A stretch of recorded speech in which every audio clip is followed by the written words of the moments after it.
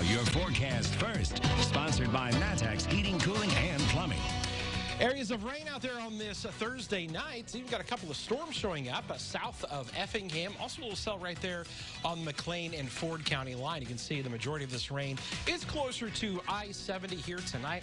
And we're going to continue to find these showers and storms overnight and especially for your Friday morning. It still feels really nice out there. It is warm, 69 in Champaign, 70 in Mattoon. But as the kids head out the door in the morning, temperatures starting to come down and a little bit of rain. But on the way home, that temperature will be probably 15 to 20 degrees cooler than on the way to school. The same for you heading into work. Talk more about the rain and the cold temperatures for the weekend coming up. WCIA 3 News starts right now. Now from WCIA 3 News. There was an office split there when I moved there. Why does it have to be one there now? It's not a done deal yet, but a proposed hog farm is causing some back and forth discussion in one county. We're seeing more transgender, queer, and gender non-conforming children in elementary schools. And one school district wants them to know it's okay to be who they are. A state trooper was shot and killed in the line of duty. How some in a school hours away decided to help his family. You're watching your local news leader. This is WCIA 3 News at 10.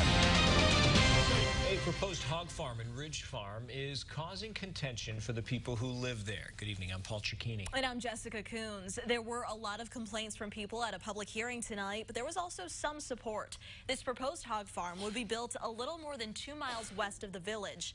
The Department of Agriculture had a hearing to get people's input before a decision is made on whether or not to allow the owners to build it. WCIA 3's Jennifer JENSEN was at that hearing. So, Jennifer, what did people have to say? Jessica, dozens of people came to the meeting. They were mainly concerned about the smell and the possible negative effects on property values. The parks companies would own and operate the hog farm called Parks Livestock East 7. They're in the process of buying 3.5 to 4 acres of land where the barn would be located. It would house about 4,500 pigs. People questioned the farm engineer and owner about how they plan to control the smell. Their plan is to build a concealed concrete floor 8 feet deep with manure storage underneath. And they reassured people there would be no uncontrolled release of livestock manure, meaning it would not be exposed. The farm has about 600,000 acres of land nearby to distribute it, and there would be routine maintenance. People who spoke at the meeting had contrasting opinions about the farm being built so close to the village. I bought my property because it's in the country. It's quiet, peaceful. If there had been a hog farm there, I would have never bought it. Never been there. It seems like I'm being run out of my property is what it is. I'm going to be right honest with you. I have no issues with this. I see this as a pathway to keep a young man that's growing up in our community. A little background on me. I have a degree in animal science, a 4-year bachelor's degree. I worked in hog farms similar to this.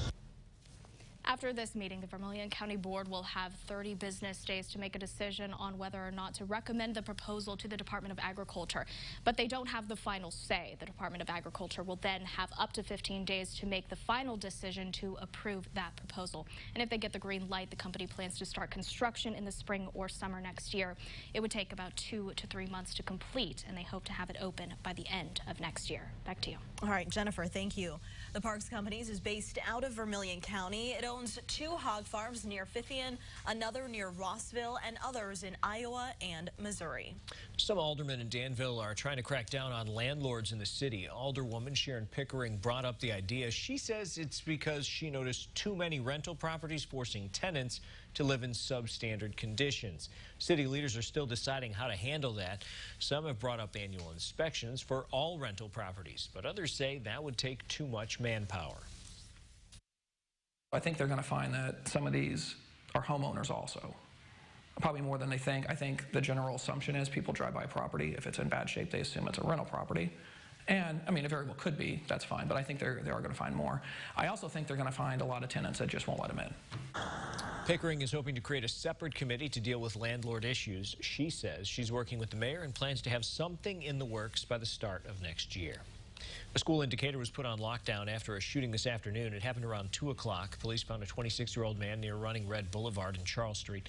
Stephen Decatur Middle School was put on a soft lockdown because it was so close to the scene, but police say students were not in danger.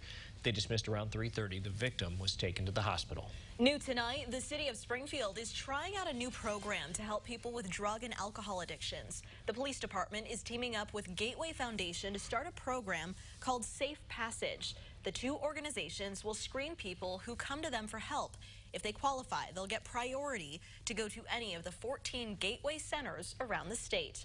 From Springfield to Sesame Street, the kids show is now tackling the topic of addiction. The Muppet Carly is in foster care because her mom is addicted to opioids. In the online series, Carly recently explains how her mother attends meetings to work through her problems. The story is part of the Sesame Street in Communities project, which helps provide tips for children facing challenges.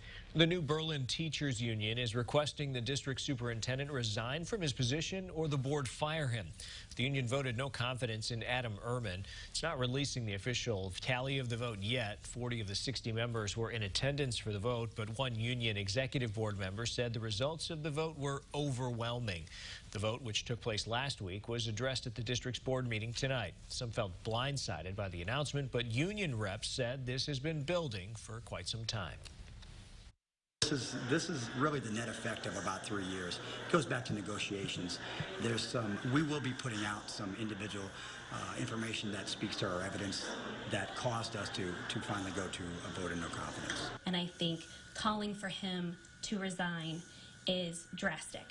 I think it's burning the house down when you have spiders instead of calling Terminex. Ehrman is in his 4th year as superintendent.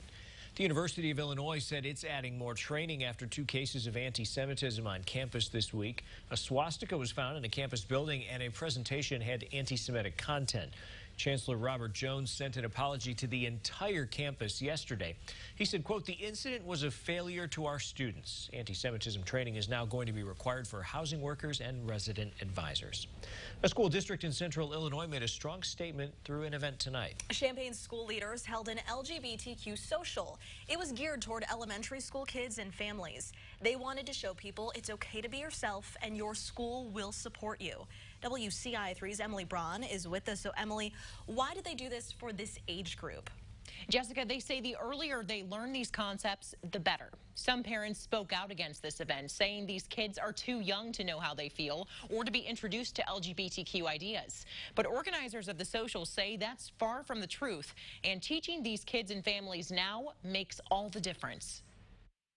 Increasingly, we're seeing more transgender, queer, and gender non-conforming children in elementary schools, and so there need to be some resources and services attending to those kids and their needs. Jane Reed knows this because her son is transgender. That's why she embraced this opportunity to tell other parents to embrace their children's thoughts and ideas. She says even in elementary school, it's not too soon. I don't think anybody really doubts the ability of children to know their genders unless those genders diverge from what the adults expect them to be. Term people often use to express fluid identities and orientation. Students, parents, and staff were quizzed on LGBTQ vocabulary, so for students, they know the words to describe what they or their classmates feel, especially when they're struggling to find their voice. We really can't force them to be something that they're not, but just allow them to be who they are freely without any backlash to be made to feel some type of way about who they are. Mark Butler was at the event as the Jefferson Middle School Dean of Students,